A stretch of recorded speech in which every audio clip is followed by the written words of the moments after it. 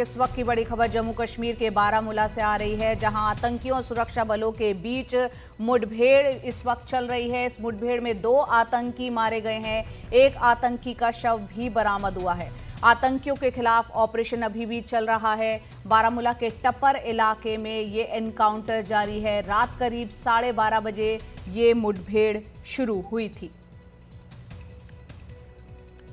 तो जम्मू कश्मीर के बारामूला में आतंकियों और सुरक्षा बलों के बीच ये मुठभेड़ चल रही है। रात 12:30 बजे मुठभेड़ शुरू हुई है। इस एनकाउंटर में 2 आतंकी ढेर कर दिए गए हैं और एक का शव भी बरामद हुआ है। एक के बाद एक हम देख रहे हैं जम्मू कश्मीर में किस तरह से आतंकी वारदातें, जो आतंकी घटनाएं हैं वो बढ़ती चली जा रही है। इससे पहले हमने कल रात में देखा 12:30 बजे ये खबर एनकाउंटर की निकल कर आई, जिसमें बारामूला में ये एनकाउंटर हुआ है सुरक्षा बलों और आतंकियों के बीच। इससे पहले किश्तवाड़ से खबर आई, कठुआ से खबर आई, एक के बाद एक तमाम घटनाएं हम देख रहे हैं किस तरह से जम्मू कश्मीर में बढ़ रही हैं। तो लगातार इस तरह की घटनाएं बढ़ रही हैं, वो भी तब जबकि जम्मू कश्मीर में 3 चरणों में चुनाव होने जा रहा है। 18 सितंबर वो तारीख है जब पहले चरण के लिए मतदान होना है। हमारी सहयोगी नीता शर्मा, सीधा उनका रुख करते हैं। नीता, यहाँ पर बारामूला से जो खबर आ रही है, बताएं इसमें क्या अपडेट अभी?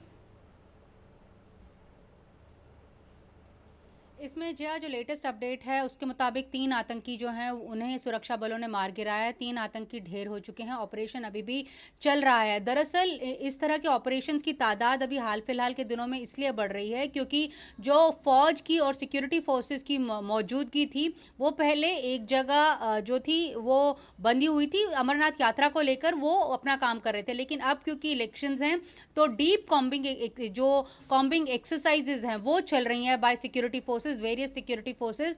यही वजह है कि बार बार जो है वो आतंकियों के संपर्क में आते हैं, वहां पे उनसे टच बेस करते हैं, जिसके चलते ये इनकाउंटर्स जो हैं वो शुरू होते हैं। ये बारामूला का कीरी का जो इनकाउंटर है, इसमें 3 फॉरेन टेररिस्ट जो हैं वो मारे जाने की खबर बताई जा रही है। अभी भी ऑपरेशन चल रहा है। एसओजी और जो बाकी की आर्मी की यूनिट्स हैं वो वहां पर जो है वो ऑपरेशन कर रही हैं। इसके अलावा किश्तवाड़ में भी हमने कल देखा था, एक ऑपरेशन हुआ था, वो भी इंटेलिजेंस बेस्ड ऑपरेशन था, क्योंकि जब आतंकी मूवमेंट होती है आतंकियों की, तो जो विलेजर्स होते हैं वो सुरक्षा बलों को बताते हैं कि हमने यहाँ पर ऐसी मूवमेंट देखी, जिसके बाद इस तरह के सर्च ऑपरेशंस या अभियान कहें तो ये चलाए जाते हैं। किश्तवाड़ में हमने अपने 2 ब्रेव हार्ट्स को खोया भी, 2 अभी भी इंजर्ड बताए जाते हैं, वो अस्पताल में हैं, जिनका मेडिकल जो वो है चल रहा है, उनको ट्रीटमेंट दिया जा रहा है। लेकिन सुरक्षा बलों का कहना है कि आने वाले दिनों में इस तरह के ऑपरेशन और ज्यादा होंगे। जैसे कि आप कह रही थी कि फर्स्ट फेज ऑफ जो चुनाव है वो 18 सितंबर को है, दूसरा 25 को है। तो लगातार जो फोर्सेस की मूवमेंट है वो हो रही है। South Kashmir, north Kashmir, central Kashmir, हर जगह इस तरह की कॉम्बिंग एक्सरसाइजेस चल रही हैं। इस बीच जो प्रधानमंत्री नरेंद्र मोदी हैं वो आज डोडा पहुंच रहे हैं। 12:30 बजे जो है वो आवाम से रूबरू होंगे। वहां पे वो बहुत समय के बाद पहुंच रहे हैं। बीजेपी के काडर में एक अच्छा एंथुसियाज्म बताया जा रहा है। बीजेपी को लगता है वहां पे डोडा के एरिया में उनके चांसेस हैं, इसलिए वो वहां पर प्रधानमंत्री की रैली करवा रहे हैं। ये पहली चुनावी रैली है प्रधानमंत्री की जब से ये जम्मू कश्मीर के चुनाव जो हैं वो डिक्लेयर हुए हैं। इसके बाद 19 सितंबर को प्रधानमंत्री ने श्रीनगर में अपने कार्यकर्ताओं को संबोधित करना है। तो इसके चलते लगातार जो 360 डिग्री सिक्योरिटी रिव्यू है, 360 डिग्री कॉम्बिंग ऑपरेशंस हैं वो चल रहे हैं, जिसके चलते इस तरह के इनकाउंटर्स जो है हाल फिलहाल में बढ़े हैं। जया जी, नीता, यहाँ कहीं ना कहीं मकसद है कि वोटर्स जो हैं घर से बाहर ना निकले। इस तरह की आतंकी घटनाएं जो बढ़ रही हैं, आप बता रहे हैं फॉरेन टेररिस्ट इसमें इन्वॉल्व हैं। लोकसभा चुनाव में हमने देखा था बड़ी संख्या में बाहर वहां की आवाम निकली थी, वोटर्स निकले थे। अब चाहे बारामूला हो, किश्तवाड़ हो, कठुआ हो, इन घटनाओं के बाद लोगों के मन में क्या है? क्योंकि 18 तारीख से अब 3 चरणों में मतदान वहां पर शुरू होने जा रहा है।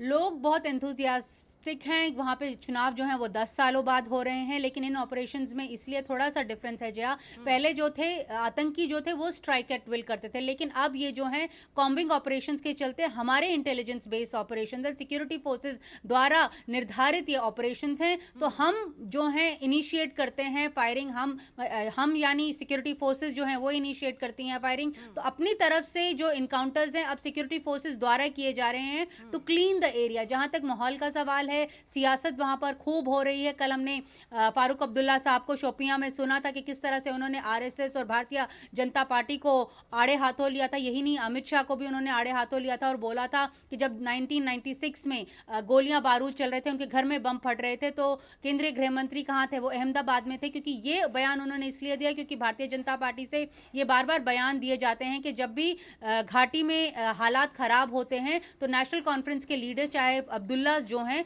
वो लंदन चले जाते हैं। तो उस पर उन्होंने ये पलटवार किया था। तो सियासत अपनी चरम सीमा पे, लोग बहुत एंथुसियास्टिक हैं। कई ऐसे लोगों से मैं वहां पर मिली थी जो जिन्होंने आज तक कभी वोट ही नहीं किया, लेकिन वो इस बार कह रहे हैं कि वो वोट करने जरूर जाएंगे। जया।